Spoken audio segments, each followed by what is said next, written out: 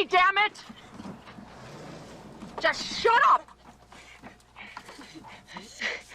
I like it when you go, just shut up and fuck me, damn it. Just shut up and fuck. Oh, just shut up. Oh, here's mine. Say it. Just shut up and fuck me, damn it! Just shut up and fuck!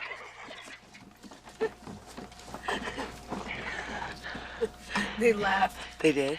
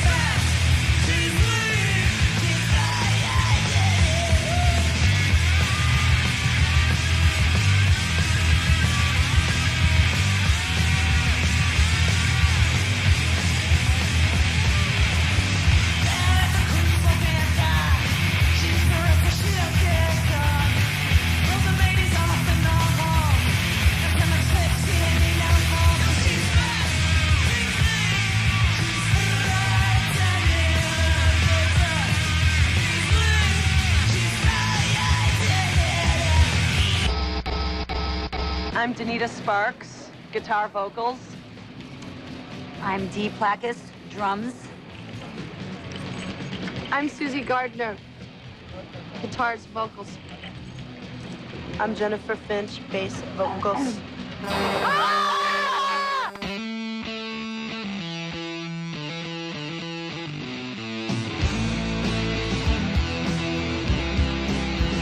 There's just a limited amount of ferocious, free-thinking, kind of, I don't want to say oddballs, but we were just all built a little bit different.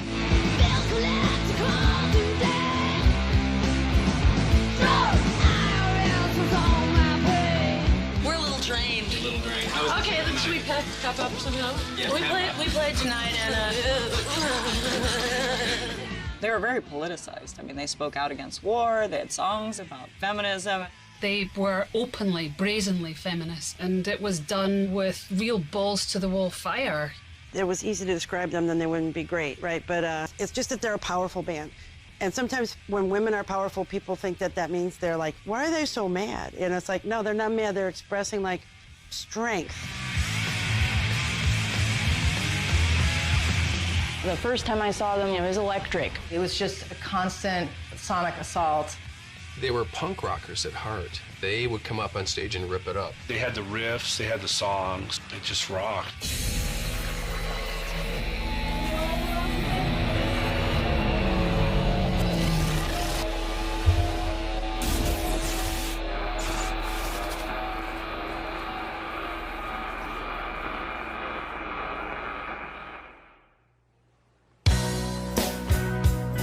In mid to late 80s in Los Angeles, there were factions.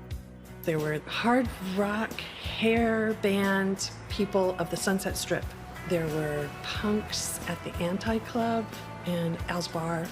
You could be anything and play Raji's. I mean, you could be Screamin' Jay Hawkins or punk rockers. Then it became very crossover. Everybody was going everywhere.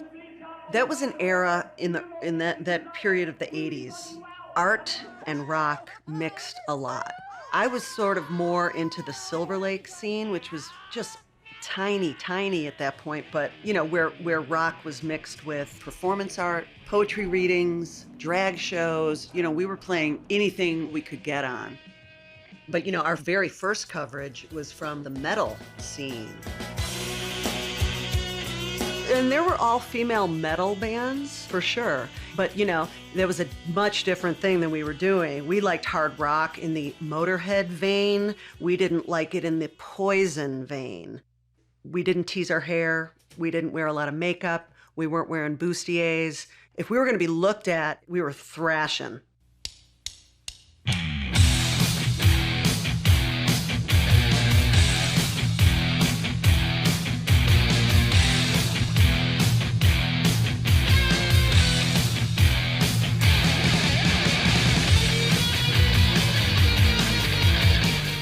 were a very physical band, you know, doing knee drops and head banging and flinging her hair and diving in the audience.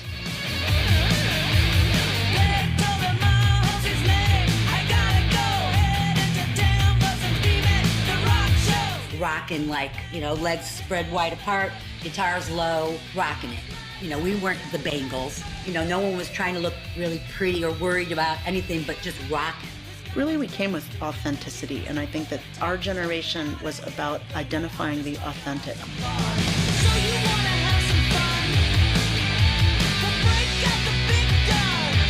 I imagine that we'd probably do a couple regional tours, like go up to Seattle, San Diego, San Francisco, and then we'd probably fizzle. L7 and the L7 trajectory is a trip. It's kind of classic. It's rags to riches to rags.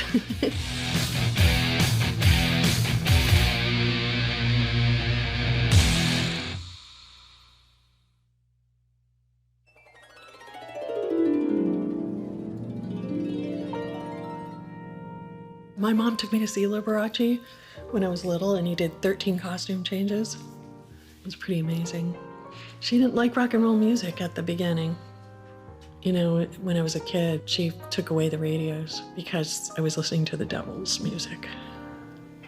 I'd hide it under my pillow, and that'd make her even more mad that I was sleep learning the devil's music. But she came around. I wanted to get the hell out of the south side of Chicago, which was culturally pretty bleak. At that time, you know, you had fantasies of moving to New York or London or Berlin. And I was like, wow, well, I really like surf music, and I loved like Hollywood Babylon kind of stuff. So then I completely got obsessed with LA and like singular focus to move to Los Angeles, and I didn't know anybody. Danita and I were traveling in the same circle of people, kind of LA Weekly, music, arty crowd. I had done some poetry performances and I got published a little bit, but that's not what I wanted. I mean, and somebody who was a poet should have gotten really excited. But after a while, I kept seeing my name being associated with poetry, and I was actually kind of ticked off about that. I really wanted to rock. Susie and I were from this underground art punk scene on the east side of LA, Silver Lake, Echo Park. That's where all like the arty punks lived. Our mutual friends were just like, yeah, well, you should meet Susie. She plays guitar. And they were like, yeah, you should meet Danita. She plays guitar. Susie, to me, was wild in the way of, she seemed like a gal with not much to lose. Her lifestyle was a little bit, it was edgier than mine in a dangerous way. Susie hung out with bikers and shit. She looked very punk mixed with metal. And I was more like goofy, wild. I'd wear Coca-Cola pants and shit like that. I wasn't really a fishnet kind of gal. Susie was. Danita seemed a little more aggressive than I was. And it got kind of intense once in a while. I wondered, like, what? How am I going to work with this person? But I stuck it out, and she thought my songs were good, I guess. I went over to her apartment in Silver Lake, and she played me a cassette of the music she was working on, and I was like, oh my God, it was hard, and it was heavy, and it was sludgy. Susie had the first musical template for L7.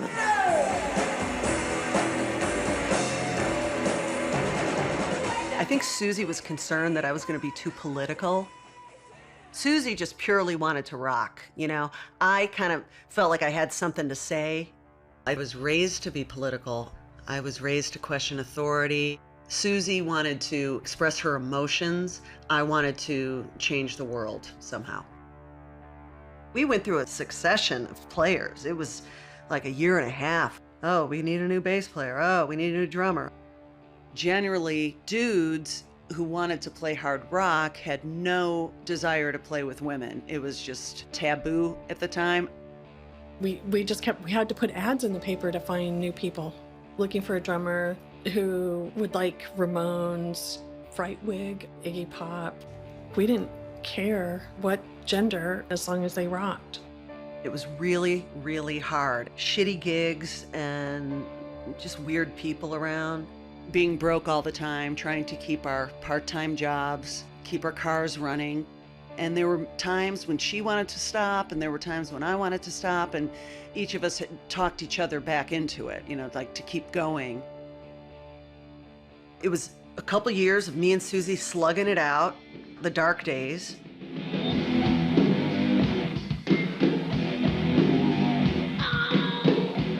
And that's when Jennifer came in. There was this persistent chick who had come to see our shows, and she approached me and she was like, I want to play bass. She almost challenged me to let her in the band. I didn't really know very much about bass. I had been playing with Courtney Love, but it was very limited, and I had to borrow a bass and learn what an amplifier was really quick. We were almost on our last legs when Jennifer came in to the band, and Jennifer was very driven. She was very passionate, and she knew a lot of people, and she went out a lot, and she rocked like headbanging crazy.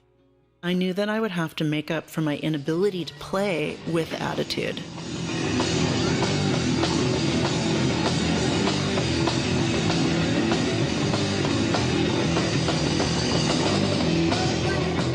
It started feeling more real after Jennifer joined, because it just started feeling more like a rock unit. And she was very socially connected.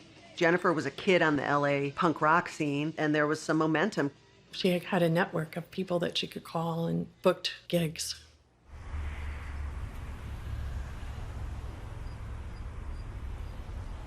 The fact that we were starting to be embraced by this metal scene was very surprising to me.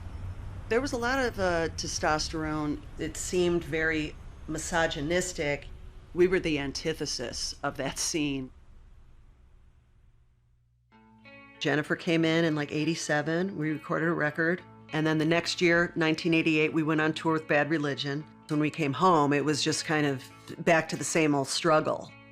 Our drummer quit. Then people told us about Dee.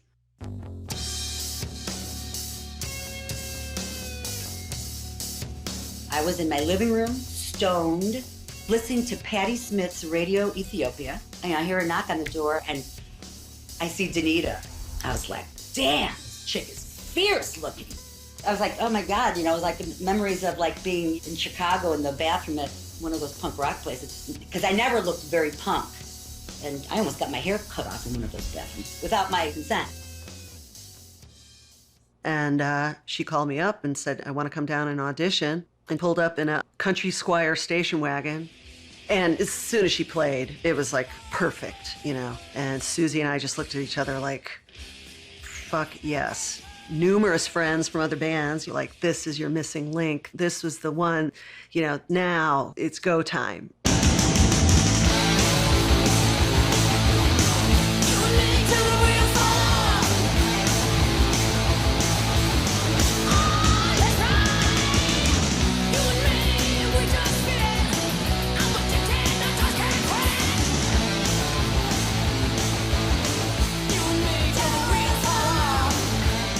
There were a lot of labels all over the country that had strong scenes bubbling up. Like there was Minneapolis and Seattle and Portland and Houston and Austin and Chapel Hill and New York City, and, you know, and Sub Pop was one of the strong indie labels. Jennifer and Courtney were listening to a lot of records out of Seattle, on Sub Pop in particular, and we figured we'd better get up there.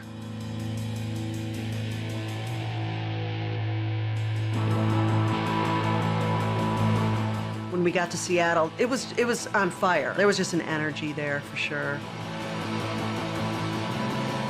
They were much more progressive than LA. It's like night and day. You had the cool guys who were all PC and they were all feminists who were like not threatened by us and thought we were cool and good. We were being accepted as a real fucking rock band. Jennifer was always in touch and in tune with this label and that, everything that was going on. So the guys from Sub Pop were coming to see us live. They liked our set a lot and wanted to know if we would do a Sub Pop Single of the Month Club, which was like a huge deal. So we recorded Shove for a January 1990 release. It sort of kicked off the 90s for us, and we had an underground hit on our hands.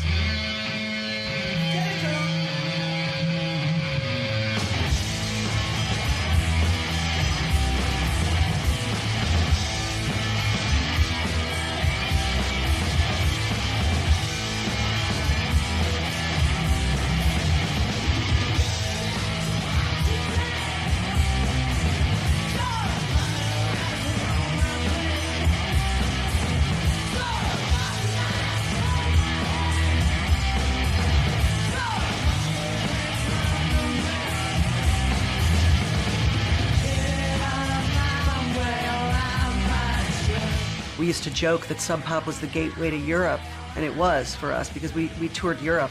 All of a sudden, the single, 4.5 years into our band life, was breathing life into us.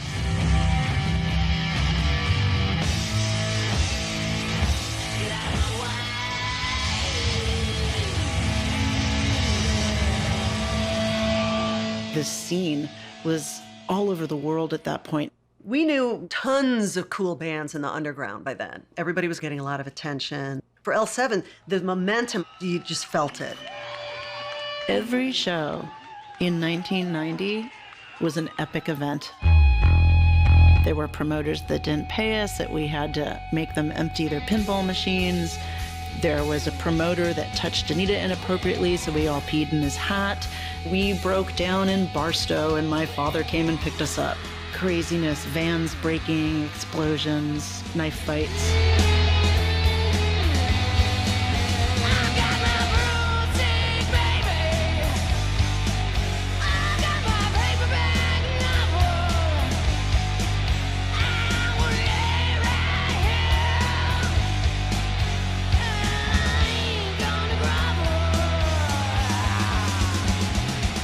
We were forced to sleep on people's floors. So in doing that, you get to meet their friends and the whole scene.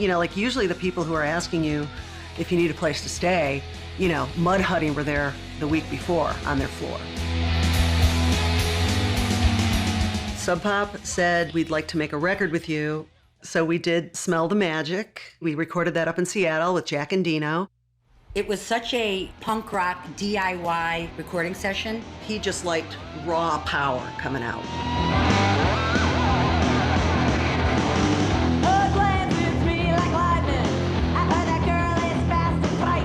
Fast and Frightening is an homage to a wild female. Because I've always hated, oh, she's got balls, And I'm like, why do people fucking say that? That's so lame, why does it take balls to be fierce? Oh, got so much clit, she don't need no balls, and she's fast, she's lean. I like to contradict, the status quo in rock. Nobody played a V. It was considered a very metal douche guitar, and so I just thought it was hilarious. Even with my gear, I was a stubborn nonconformist. At that time, bands from the underground were getting on MTV. If I were at a friend's house and 120 Minutes came on, it was like, wow, Sonic Youth is on. Holy shit, Sonic Youth are on MTV? L7 started to talk about what would the possibility look like to be on a major label. It was a distribution issue for us. It was like, oh man, we have to be in the stores more. Even though Sub Pop was great, once you were on a major, then you were everywhere. And I was very much into infiltrating the masses. Slash had a deal with Warner Brothers, and we were all friends with everyone at Slash. And really, it was such a great move for us as far as being part of a historical Los Angeles label. We got a shit deal from Slash, but on the other hand, we became worldwide. As far as major labels knowing what to do with us, they didn't. We didn't have a good record deal. I don't think I've seen a dime from the sale of our records. But we signed to Slash. I quit my job at the Weekly, and then we were in the studio with Butch Vig. We're spending big fucking money, and they treat us, and we're treated like hospitals. And Brian, if you load that EML package, Susie, just start singing. Well, I met a Barbara Queen in Memphis, and I had to take her upstairs for a ride. But she had to take me around. Excuse me, ma'am. Why are you staring at me? Elvis stayed here. Who? Elvis. Can you point me? Which suite did Elvis stay in? I believe. No. The one that we're in? Elvis stayed in the same suite that we're in? In the Admiralty suite? Pull it out. Dee, what did you just order, honey? I ordered 2 Miller Genuine Drafts and 2 Sharps. Party down. We're partying down here. Party at L7. naked. Look, this is rock and roll. Well, Okay, toast. We're stuck here for a month. There you go. Our first record that's gonna make Billboard. Please don't hate me cause I'm beautiful. Please don't hate me cause I'm lovely.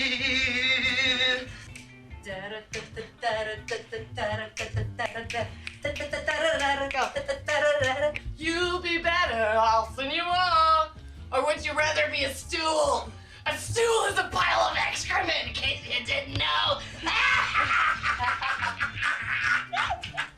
Here's Susie and I's bedroom. You know, there's no safety liner over the toilet. Disturbing you. We're now talking to John. He Oh, just okay. informed us that he's marrying the I chick just from the wanted to call you. I Smashing got back from Pumpkins. the studio. And now there's something I'm going to ask you, but believe me, don't think this, I'm being silly, but it's important because, like I said, I'm an experienced married woman, you know. I mean, how's the sex? It's pretty awesome? That's good. So she gives good head and all that shit. Hey, that's an important... Look, Kirk would have dumped me in a second if I couldn't suck the chrome off a trailer here. Yes. Sparky. Hi. This is L7. Look at all the records they've done here. Hey, Was this a single? I know, I was just gonna say. Ow. I like that photo, it's kind of interesting. Seltzer, Pepsi, Mountain Dew, and Triple X is, of course, ice cold Frosties. Okay. Okay? This is all for It's us. illegal to advertise that there's anything other than Triple X in there, so But there's really beer in here? yes, Beer ice in cold that one. Frosties.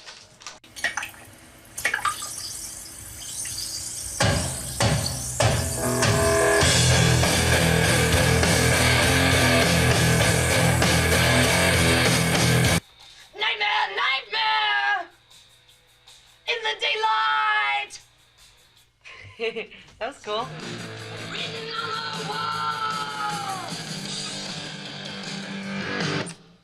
I think that sounds cool. Part of it. All of it. Why does everything take 5 hours? Because we're professionals. That's a good answer. Good answer. Because we're pro! Because we're professionals. No, because we care. Because we care. While we were in the studio with Butch, Nirvana released Nevermind, and it blew up. It would be like if all of a sudden one day you woke up and your kid sister or kid brother was internationally famous overnight. That's what it felt like. Everywhere I go, everywhere I turn, I see this fucking face! Frankly, I'm sick of it. And then there's White Zombie. White Zombie and Teenage Fan Club are in there. T. And Super Chunk. Super Chunk. See, all our friends are in this. And we'll never be in we'll there! We'll never make it to. Are you singing on the chorus on this? Yes, I am. We gotta do this chorus. I don't want her to do the back vocal or her vocal until you do your vocal, because Okay. she's singing under you, right? Yeah. You're gonna sing a. I'm mounting her, as it were.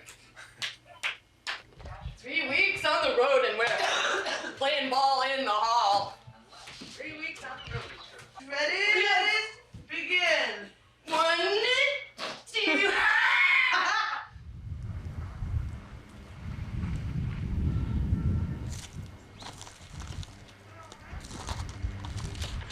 Susie, could you get the walnuts that are in the kitchen so we can leave them for the squirrels? Oh, yeah. Hey, look. The squirrels are looking for you. They think you're nuts. Ah! Okay, now come towards me. Stop it! Stop it! Okay. Yeah, you magic car! Come towards me. Suburban middle-class white America, get ready for the most dangerous women in the country.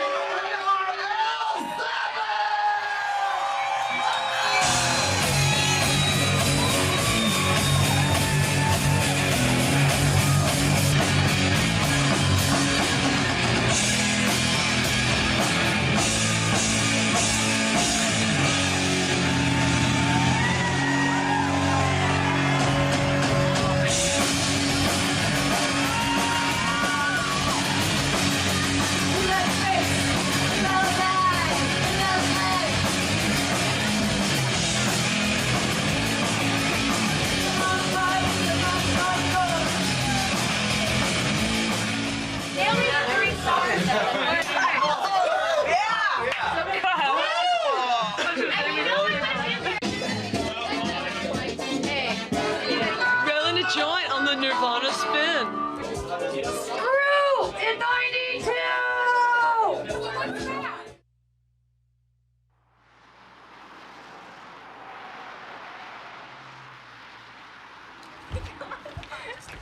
Are you supposed to be extras on the Weird Al video? Why, yes, we are. Let's go. Oh, Jesus. No, we're doing our own video. Oh. Hey, are you guys going over there? Yeah. Tell them L7's at stage 4.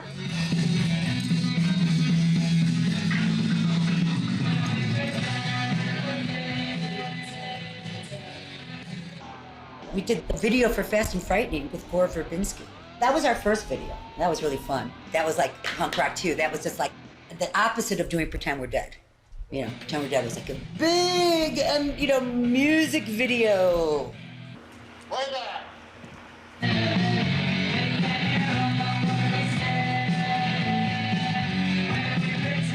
That caused Anita a lot of grief.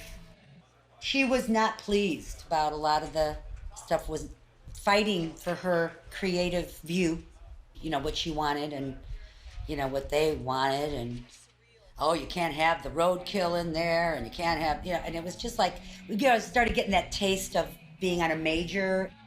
Anita did not like losing control of the art. It was exciting. Since Susie got hit in the head with the crane, of course, that wasn't exciting. All of a sudden I hear somebody shout really loudly, like, hey! Then the camera came down and the matte box hit my ear and it ripped my ear off. Not all the way, but ripped my ear, so the whole back of it was a cut, and it broke a bone in my orbital. I still have numbness to this day from that. The album is titled Bricks Are Heavy. But we're changing that since Susie's crane accident to Cranes Are Heavy. Yeah. We blame Susie for everything. She broke, she broke the camera with her head. It fell on me from the camera fell on me from 20 feet in the air. And I narrowly escaped with my life.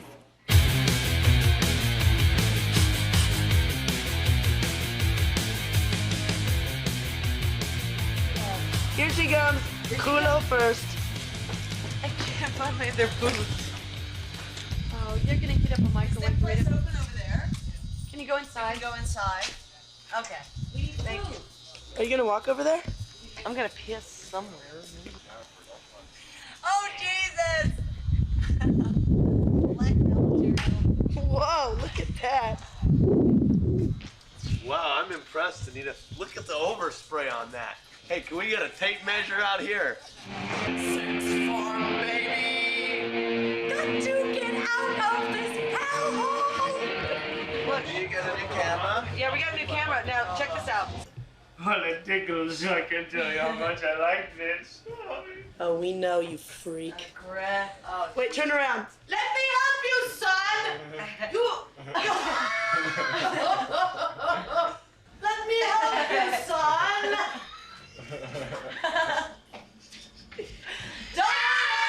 Don't hurt her!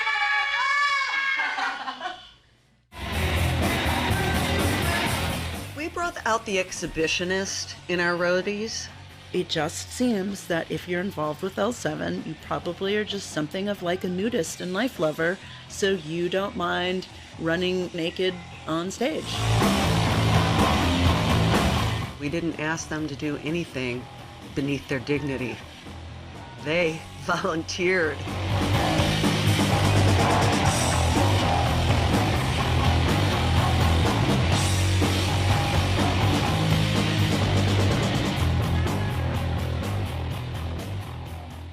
We're gonna be staying up in hotel rooms, smoking big cigars, having big old bags of beads, counting the money. We gotta hire a different guy to count the money. Please welcome L7. I don't know if meticulous is the right word with the band image, but we were aware of the scrutiny that we were getting for being all gals. I don't know how to put this into words. I guess I just have to say it. You couldn't be too sexy. If you were too fluffy or cutesy or something, then you weren't going to be noticed as being a musician. And I think we were aware of that. But let me ask you, I mean, I was thinking, well, how do I ask him a question that has anything to do with being 4 women without one of them wanting to, like, hit me or something like that? Are you How do you know we're women? How do you know we're women? Are you sure? No one knows but our hairdressers. Maybe it is a big assumption. Is this something that everybody still asks you guys about, is being a quote-unquote girl group, and you just not deal with it? Well, you know, it's a part of us. I mean, we are who we are, you know, but there's many parts of us as well. Mm-hmm. We not only have poontangs, we also have armpits. That's right. Many parts to the anatomy, exactly. We really wished that gender would just go away, that we would be seen as rock musicians. You know, Danita did a really good job with, like, screwed up crazy lipstick and eyes, and Danita and Jennifer would put stripes on their bodies. What is it like to be a girl in a band? It just was annoying, you know? The point was to rock, and please recognize us for our rock. When L7 formed and they started playing, they were an anomaly because they were as heavy as the fucking boys. What I liked about L7 is they were not afraid to be ugly, but they knew that that's not enough. It's not enough to just be a cute face. And their music was raunchy and a bit ugly too. They weren't trying to appeal to anybody. They weren't trying to appease anybody. You know, they were really the first band that I saw where they looked very, you know, raw. They were not, I mean, even if they wear makeup, it's not to look hot, or they're not trying to sell sex at all, which is why L7 is a really big inspiration, I think, for everybody that was kind of exposed at that time. There are a lot of women in the audience tonight, so while you're doing your thing in the pit, please be considerate of them. That's all we're asking, okay? Unfortunately for women, they have been sidelined to a certain degree. They're not necessarily always seen as legitimate or as important or as deep or intellectual or whatever word you want to use as their male counterparts. There was so much blah, blah, blah like about women in rock at that time that I just think back and I cringe. It was noteworthy and it was worthy of conversation, but it got so tedious being asked all the time what it's like to be a woman in rock, and I can only imagine what it felt like for them. I think they had a good time, like, making fun of a lot of interviewers, and they poked fun at everything. But it's unfair for them to be labeled in that way, and I think a lot of female musicians got really pissed off about that label. So you put on an L7 record and it rocks, and so then it transcends all that, you know, gender and all that. Just forge through and just play a badass show. They always did, you know, and that was constantly inspirational. But that's the only response you can give them, really, is turn it up. Hello, Daddy. Hello, Mama. Jerry Bomb. Go make love that The abortion rights issue was really just getting hammered. You know, I had been, you know, in the 80s, I was protecting clinics, you know, on a Saturday morning and shit, dragging my ass out of bed. So when we got some clout, we wanted to do a pro-choice benefit concert and partnered up with the Feminist Majority Foundation and started Rock for Choice. The first show was at the Hollywood Palace, and it was Nirvana, L7 Hole, and Sister Double Happiness. We did a lot more shows in LA, and then they spread all over the country. And if you think of any big act from that time period, I mean, from Iggy Pop to Joan Jett to Fugazi to The Offspring, Beastie Boys, Chili Peppers, Bikini Kill, Lunatics, Babes in Toyland, everybody did a Rock for Choice show.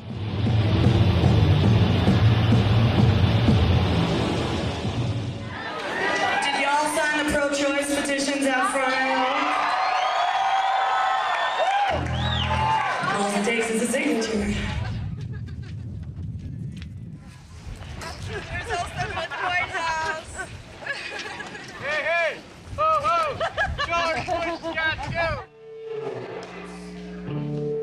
The Positive Force DC show was historic. It was the night before the March on Washington for pro-choice. And it was with Bikini Kill, Fugazi, and L7. We've been under a lot of pressure lately, and You know, it would really like allow us to blow off some steam if you danced first on stage. Yeah. Okay, yeah. And we have a costume for you to wear. Ian, we're simple women with simple desires. You are simple women, there's no doubt about that. That's gotta hurt. Oh God, that really hurt my feelings. Oh gosh. We're simple women with simple minds. Fair enough. I can't argue with that kind of logic. I called Ian and his band the Alan Aldas of punk. He called us the Carol Burnett's of punk.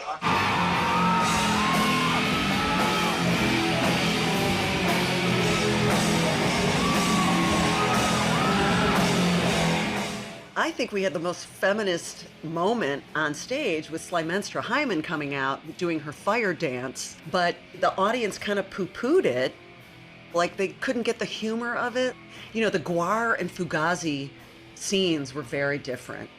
I mean, how can you not fucking love Slimenstra Hyman?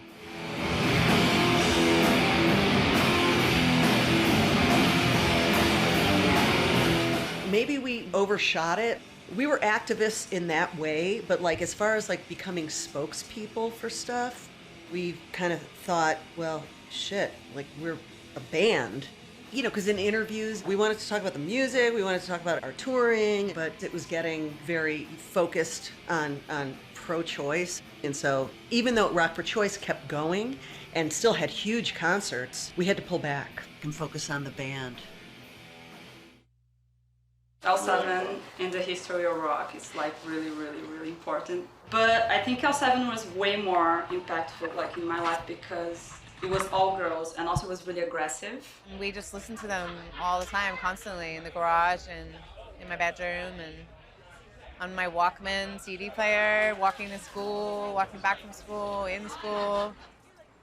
That time period was really incredible for women in music. It was a time when girls were feeling empowered to go out and be aggressive. And I don't mean just turn around and punch somebody, but go out and do whatever it was they wanted to do, encouraged to be themselves. Hello, I'm Anita Sparks from L7.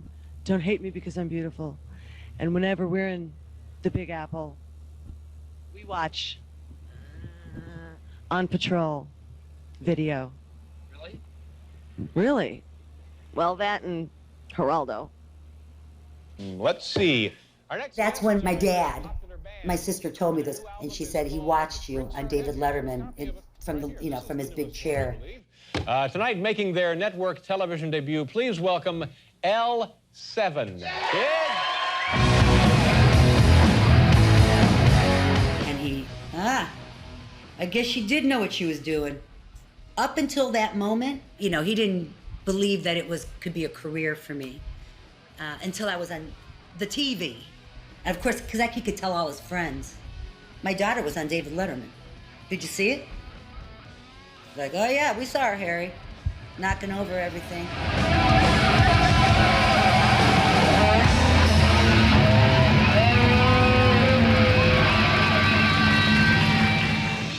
L7, Paul, what do you think? Yeah, swinging band. I hope the girls aren't starting to run around with the wrong crowd. We flew to England and we got picked up at the airport by London Records in a limousine. And I remember Danita and I were like, who's paying for this? Okay, who's paying for this? Get in the car!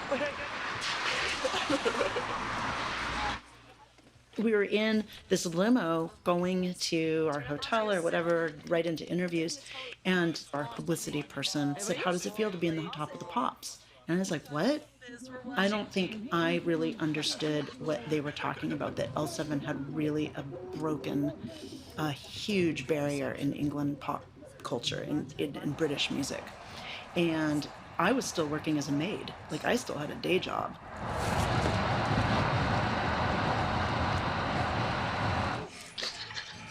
You playing here tonight?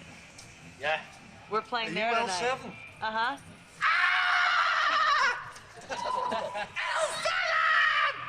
We were becoming more a part of the music machine, with publicity and all those things going for us. I mean, if you don't do those things, then you're not going to chart. Hey there, Georgie girl. La la la la la la la la la.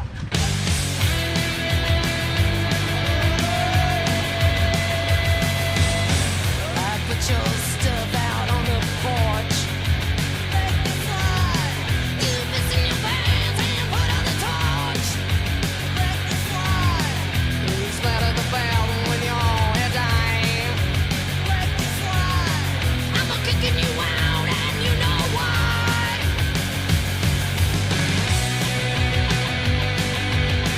Yeah, I've been letting you slide. You've been a local ride. No. Lenita, welcome in our studio. Thank you. Okay, let's start with Los Angeles. Trashy and beautiful. Touring. Pleasure and pain. Holland. I feel like I'm on a game show. Well, it's kind of a game, this is, yeah. Holland. Wooden shoes and windmills and talking backwards. Glamour. L7. Kiss the boot. Kiss the corn of shiny, shiny palace. Shiny palace on my toe. Get the pads of furry velvet. Furry velvet by Dr. Shaw.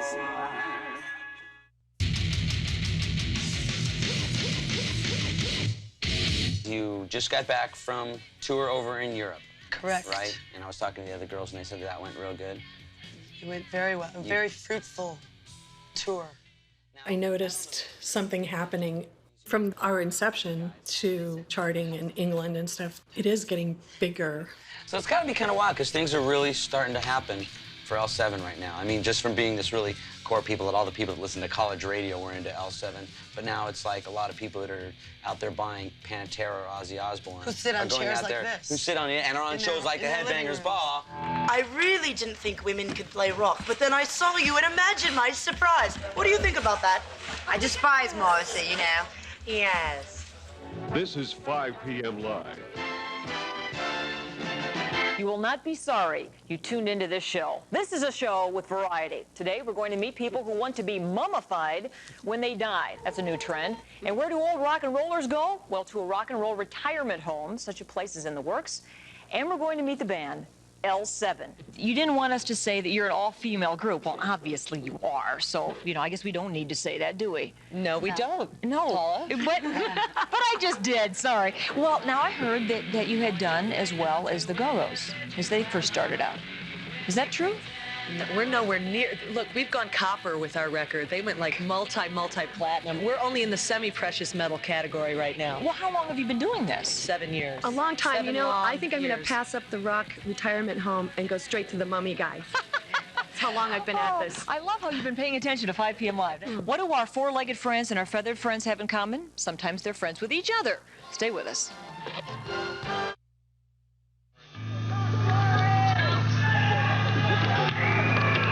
So what's up? Oh, thank you. They're throwing mud at us. That's lovely. Welcome to Reading. L7 have become famous for their riot girl anthems, including this one, my own particular favourite, which contains the timeless lyric, "Got so much clit, she don't need no balls." Exactly.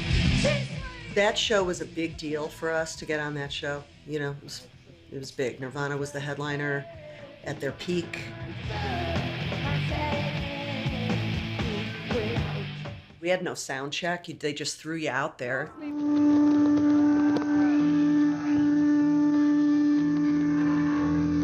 Sorry, we're having some technical problems up here, being the professionals that we are.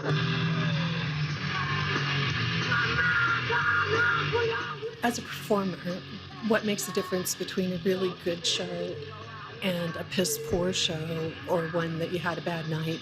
If the sound is crappy on stage, just forget it. You're faking it. You're pretending that you're having a good time because you're not. You're thinking, how in the hell can I get out of here?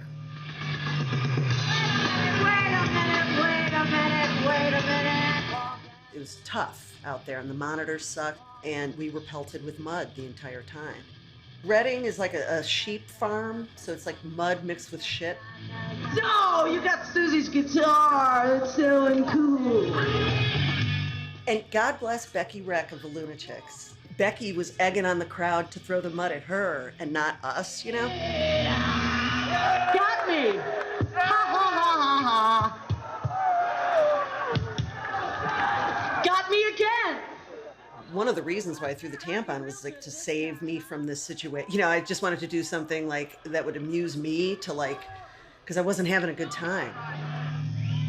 I couldn't get my pants down because they were duct taped because I'd had no belt. It was ridiculous. So it was just not smooth at all. And I had to announce what I was doing because there were no jumbotrons or anything. All right, I got a little present for y'all. Eat my used tampon, fuckers. Oh, Jesus. Watch out for tuberculosis. All right.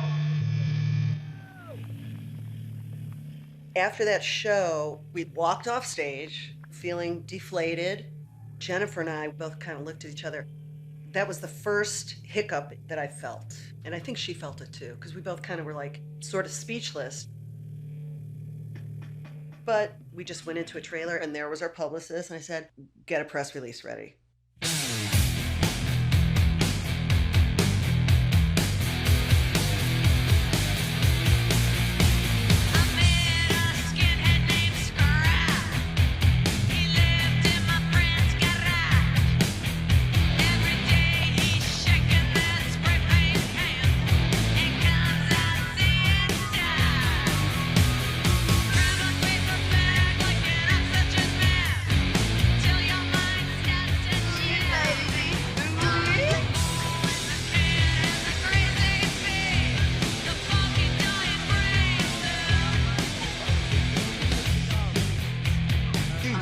You'd like to me. No, not about that. You'd like to me about anything else. We're getting our instructions. Hey guys. Beep beep. What's happening? Oh, look at that crane. Oh, Jesus, it's just waiting to land on someone's head. Susie, just look up. Susie, you look smashing against this backdrop. Just look up. Look at all the things above her. You look very swinging London. Our appearance on The Word was kind of weird because the whole show was pretty silly. It was kind of an all over the place sort of variety show. And we showed up and they had a male bum contest going on. Tonight on The Word, the best bums in Britain. The Word. Take it from me, tonight's show is going to be hot. Hotter than Windsor Castle, in fact. And to kick off tonight, this is 4 Californian girls, L7, pretend we're dead.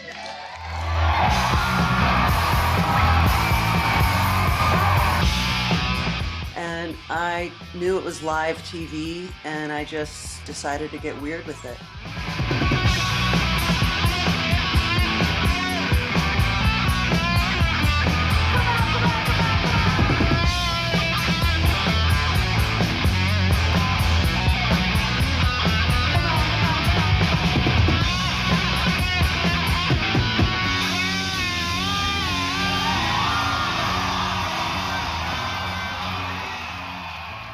L7 made a big splash on The Word, but producer Paul Ross says L7 won't be banned from the show.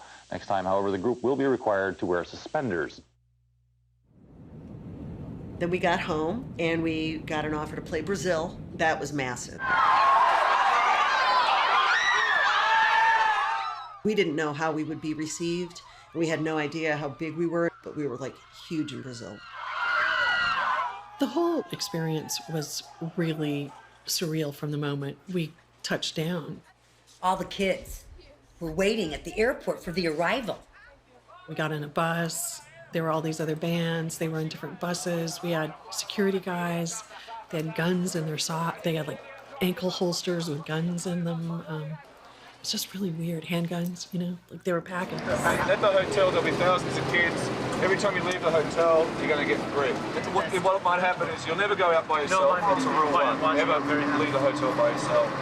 And in most cases, we'll just have a security person with you when you go out. All right. In a lot of cases, you'll be leaving through the back door of the hotel. Oh, so you're all girls. How cool. Oh my Very That's cool. awesome.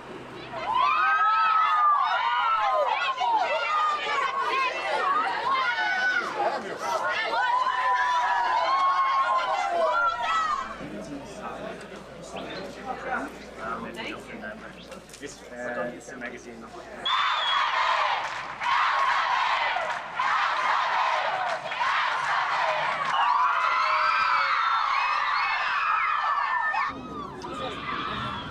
It was a great experience, but it was also very sort of alienating. Police escorts to the stadium. It was funny and surreal, but you could also see where that would get really scary after a while. Dude, I got stomachache.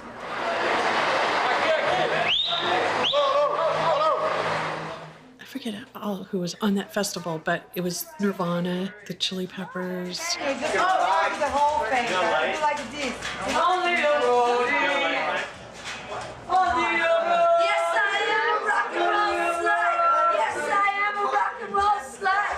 Yes, I am a rock and roll. No, see, what you are is obnoxious. Playing in front of all those people, that was serious pinch me. It was the biggest show I think we'd ever played before. I just remember trying to remember how to breathe, just keep breathing.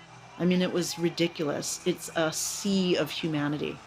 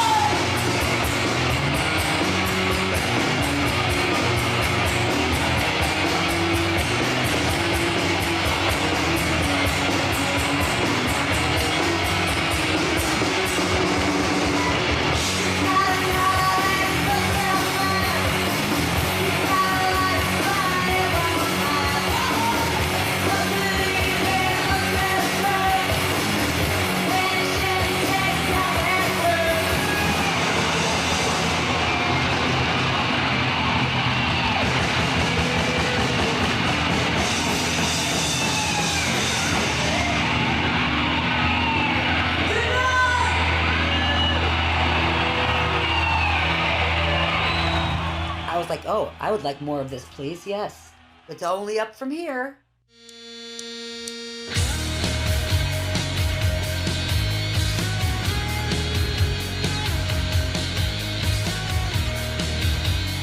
Japan is really fun. We'd done a photo shooting with those sick masks, and the whole audience came with the masks the next night.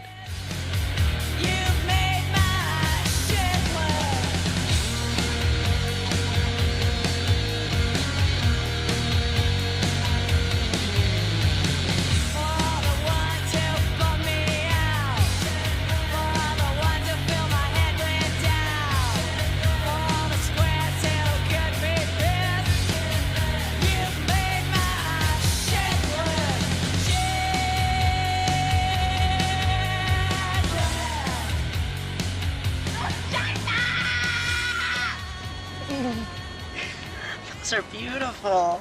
I've just been to the doctor in Beverly Hills. When I was a little 17, sneaking into the punk rock bars, John Waters was such a big part of the punk rock scene in Chicago. And also to be in a John Waters movie was like, what? He said he liked our attitude and our politics. He said, I don't care what it sounds like, I don't care what the lyrics are, I just want it to be called Gas Chamber. And so we wrote it in character as Camel Lips. side. Almond blossoms and cyanide. Right at the crotch was a prosthetic lady parts. The outer vag area was on the outside of the pants. I mean, how could you not love those pants? They're just obscene in all the right ways.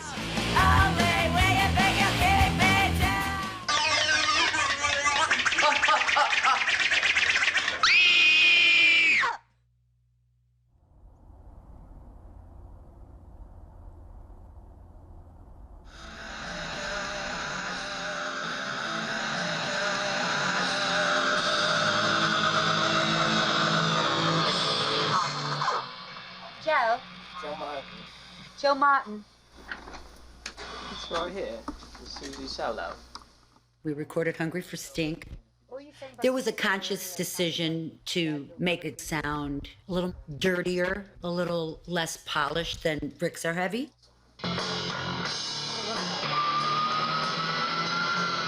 I got really dark and paranoid on that recording. I wanted to move out of LA. I was really afraid of being carjacked.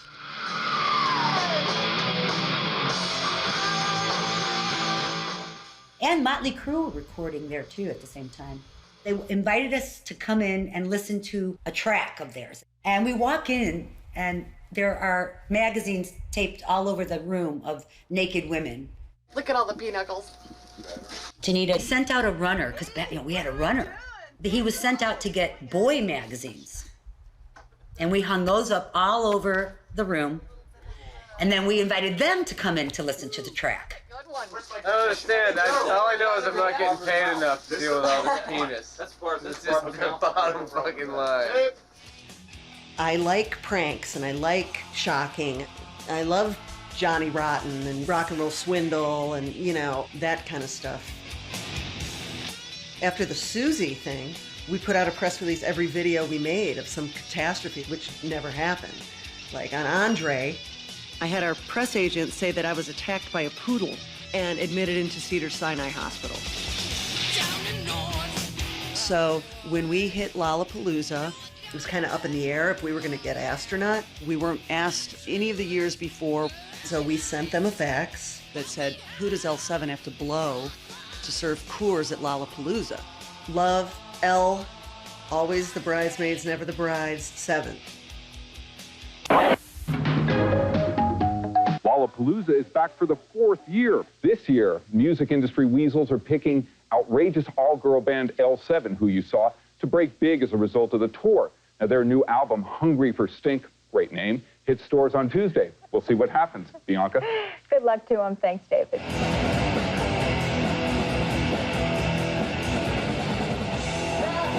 Expectations for L7 were very high in the wake of Nirvana. But we weren't cracking a gold record. We were not getting hard rock airplay, so that will hurt you. Because when you're signed to a major, there must be results. For me, even with these amazing shows, I started to feel our trajectory starting to slow. I had a lot of fun on Lollapalooza, but it wasn't like professional triumphs. It was like hanging out with other bands and being bad and just fucking off.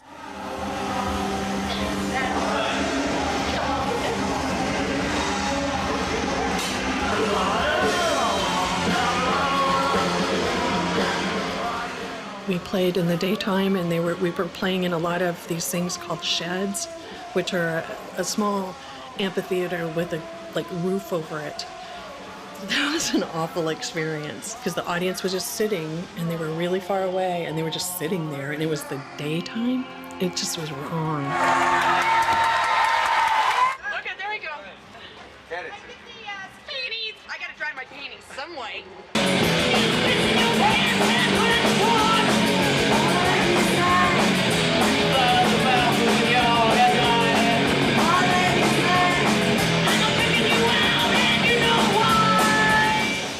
I think we hated playing in the daytime almost as much as Nick Cave did.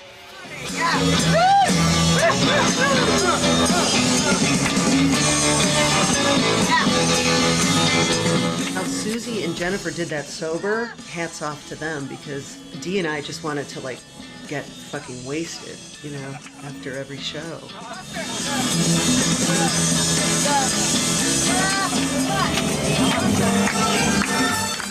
It just was difficult being sober at that level. It's a constant party.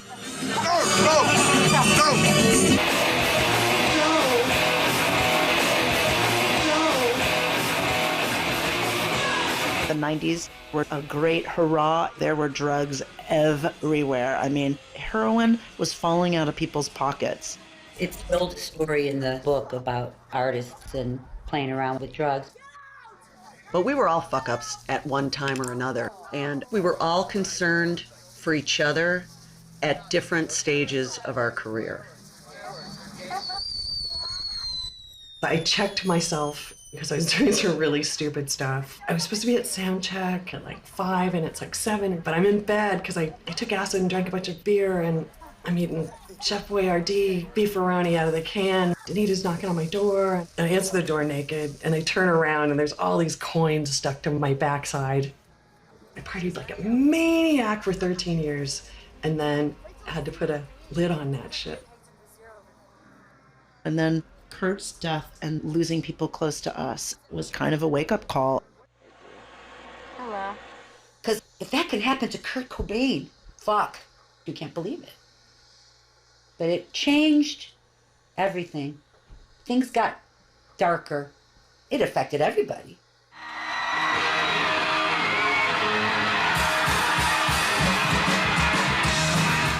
And then Green Day fucking came out, and they were totally on fire. Green Day were just the new thing, you know? Nirvana was dead, and here comes Green Day. The kids loved it because it was like upbeat, and it wasn't, you know, grunge angst.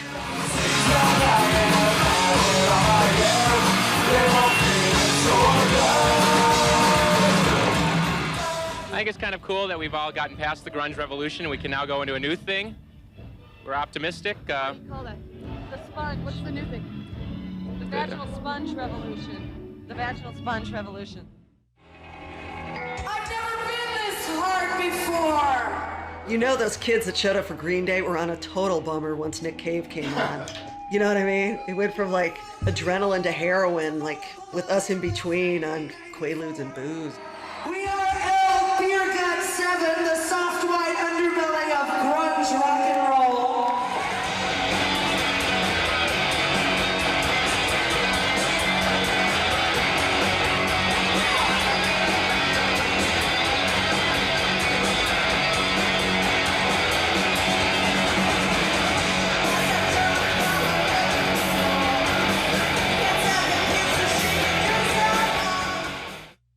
So anyways, let's get the cliche stuff out of the air. Like, what kind of year has it been for you and all that?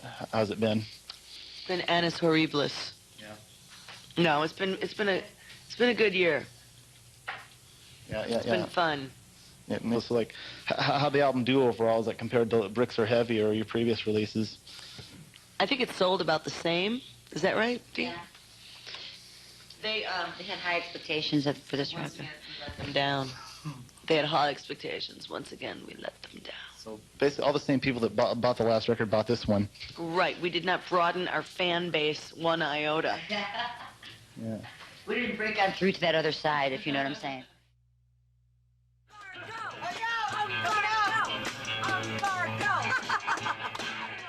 In hindsight, not at the time, but, you know, it probably subconsciously at the time, but in hindsight, I see that year as kind of an unraveling sort of year. People were expecting us to go gold, and so, you know, when that doesn't happen, you can start to feel that we let people down. And then Umbar died, you know. We had a very dear friend and roadie who died on our tour bus. And we weren't on the bus with him when he passed away, which is frustrating.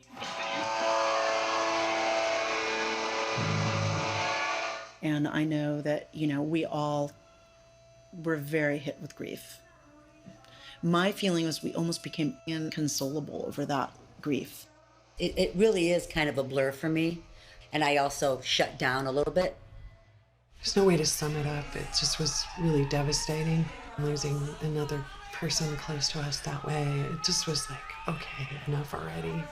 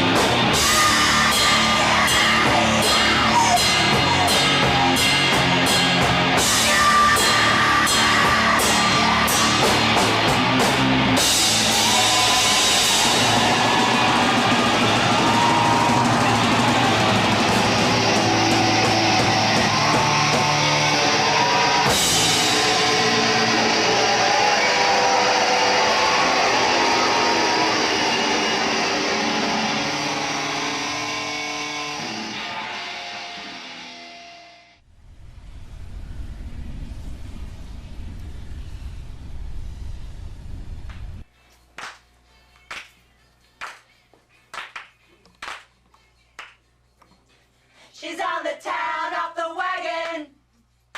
She's on the town off the wagon. She's on the town off the wagon. She's off the wagon, wagon, wagon, wagon.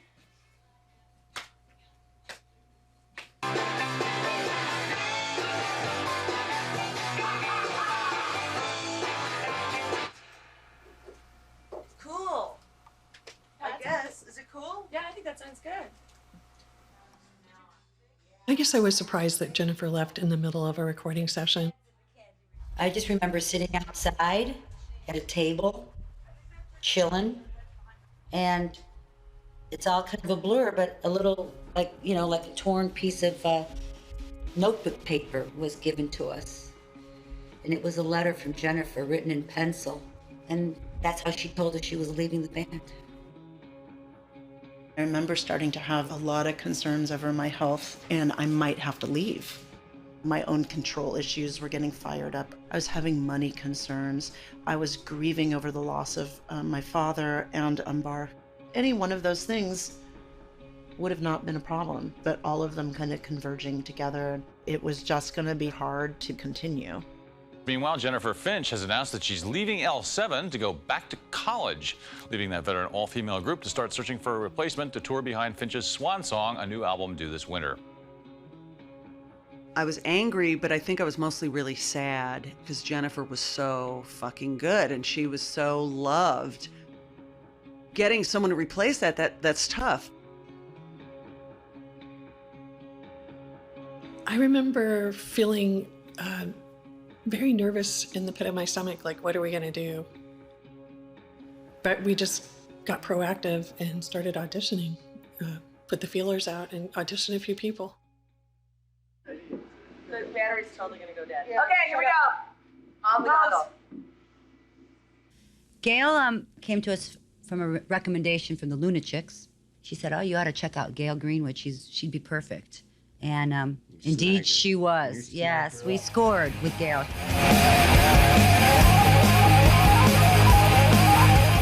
Musically, she's awesome. She fits into the band with the personality. Everything's just clicking. So. That's cool. That's always nice. And they have a new CD out. It's called The Beauty Process, Triple Platinum.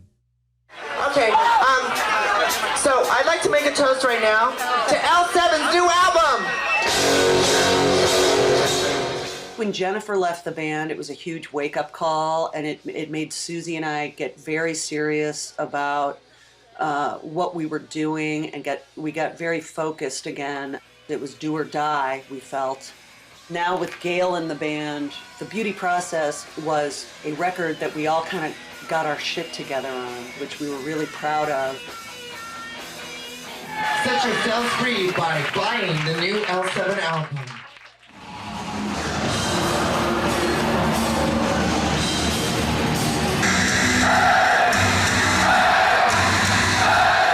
We got used to these kind of cycles, touring and then writing and recording and then touring. I think people assume that you're raking in the cash if you're on the cover of Spin magazine, but unless you sell an insane amount of records, you're really just a working stiff at best.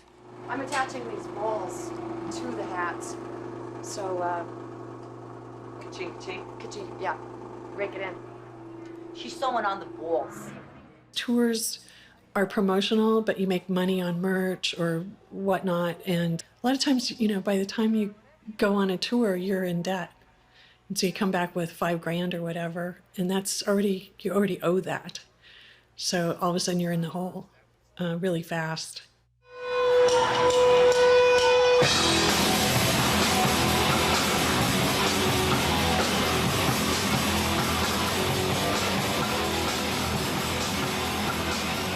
In our peak year, I think we were making $500 a month each.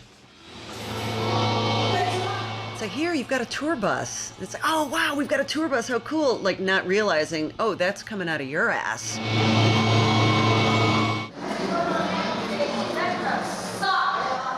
Fuck that crap. Look out, world, 'cause I'm coming to get ya. Hello, Sydney.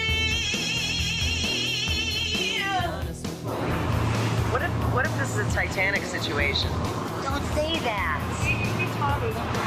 Yo ho, a pirate's life for me.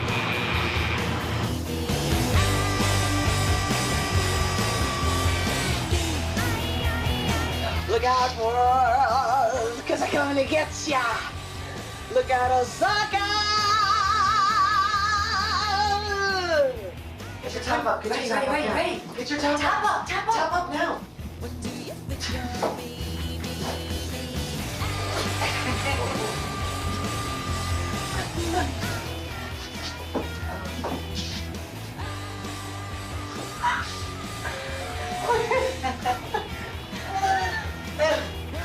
What happened? She had her top up and he walked right in.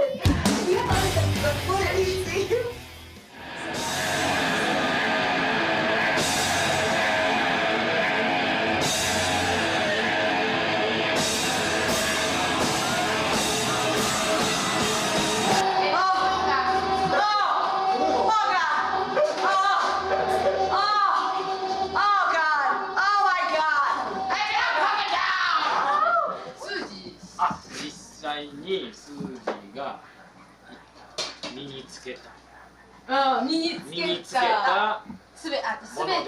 You're a string bikini style.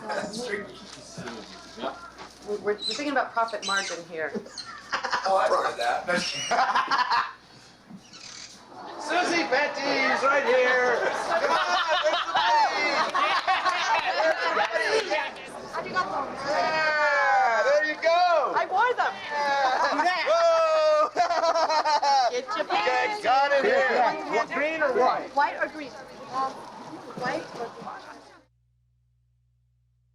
That was maybe like a sign when Warner's didn't do a video that something was wrong. We had very little sleep and we flew from Portugal to play a show in Finsbury Park. And it was a show with Kiss.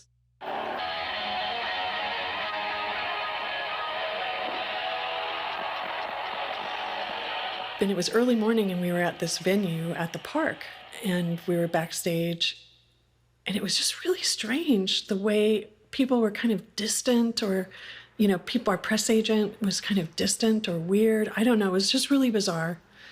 And come to find out later that afternoon that the record label had dropped us. It was so surreal, like getting dropped and playing with Kiss and being so sleep deprived that I felt like I was on hallucinogens. It was really weird.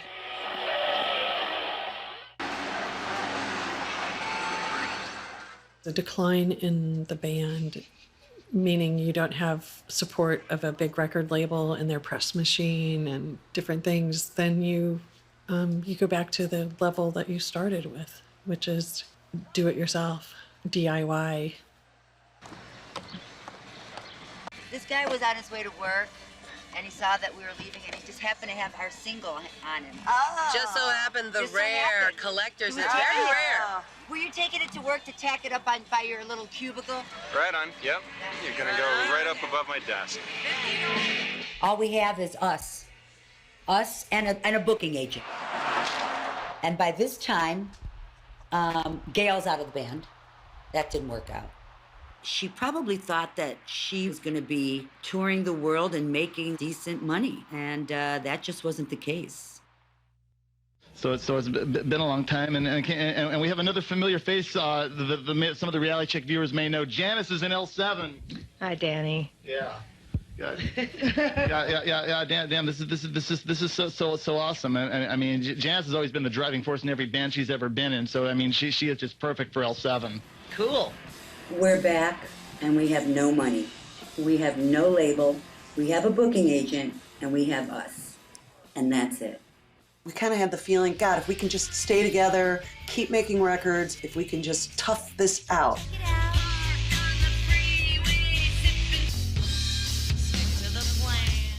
We're not going to give up at this point, so we started Wax Tadpole Records.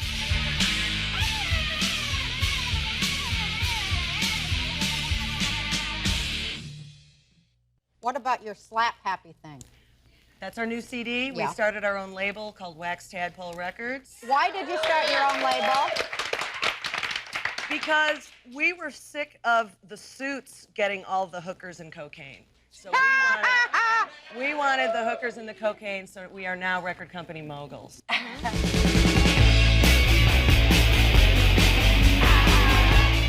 Through all of the trials and tribulations of life, playing was always a positive thing. But it did seem like it was getting harder and harder, and I was getting older, and I didn't know quite how I wasn't going to be able to maintain an income. Everything was falling apart.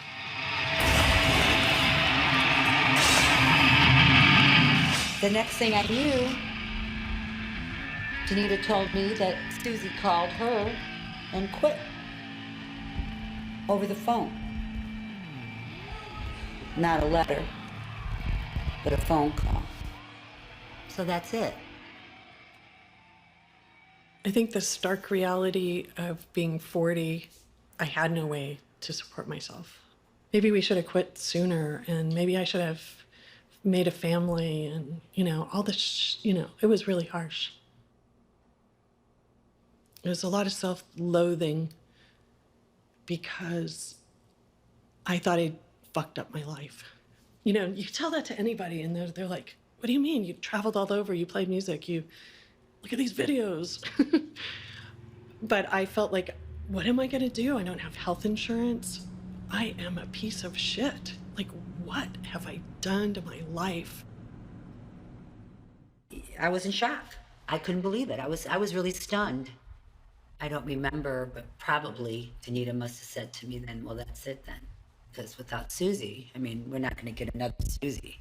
I don't remember who I told. I don't remember if I cried. I probably did. Probably was stunned for a while. Early on, one of the first songs Susie wrote was You and Me Till the Wheels Fall Off. And they did.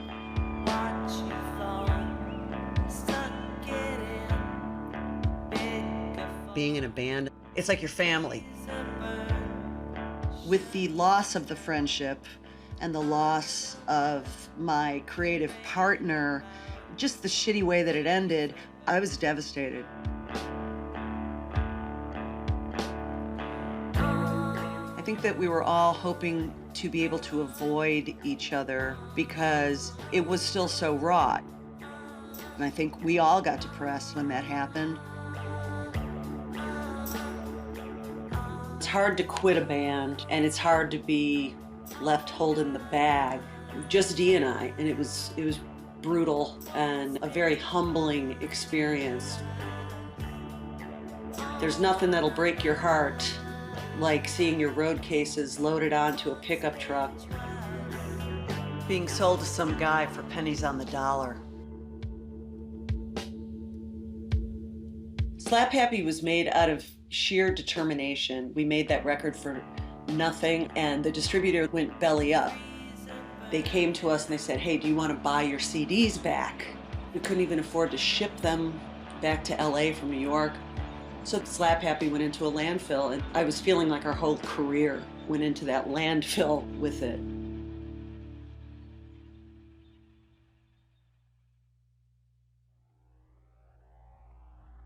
When the band broke up, and during the years following, the digital footprint of L7 was very minute. It was almost like we didn't exist. Then with social media popping up and these pages, fans started to gather, people keeping us alive, archiving us for the future.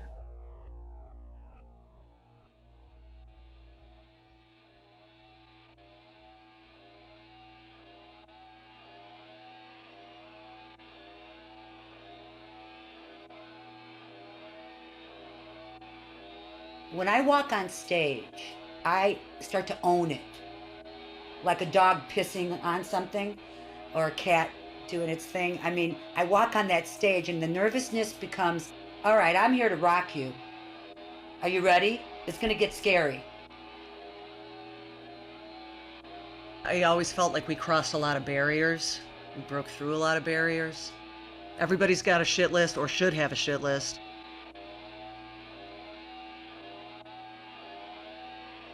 Did we have a huge hit chart topper, break the bank kind of thing? No. But as a body of work, I'm super proud of us.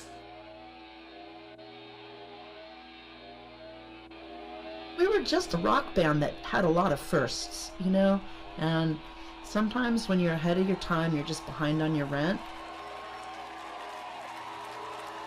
At the end of the day, we're rich in the things that count. The fans kept us alive. We kind of owed it to them not to pretend we're dead.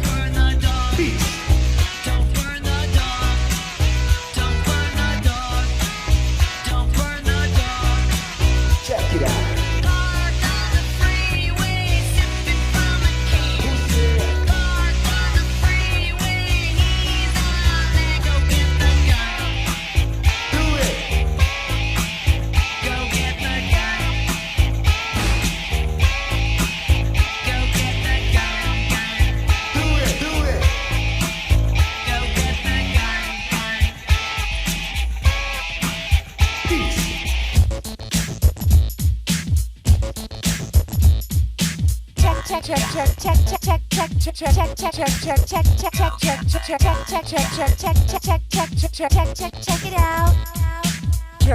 Check it out. Check it out.